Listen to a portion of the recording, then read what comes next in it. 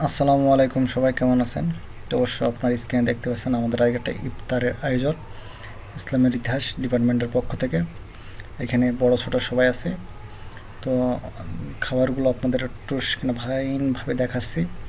তো এখন যেহেতু আমরা বাইরে বের করে নিয়ে এসে সব কিছু প্যাকেট থেকে বের করে এখন এটা সব কিছু মানে আপনার ওই যে থালায় থালায় সাজানো হচ্ছে।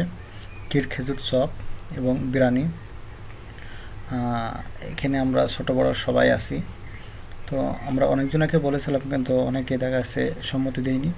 তো অবশেষে আমরা এখানে 8 জনা হই। 8 জনাতে আমাদের অনেক একটা বড় একটা বাজেটে আমরা এটা করি।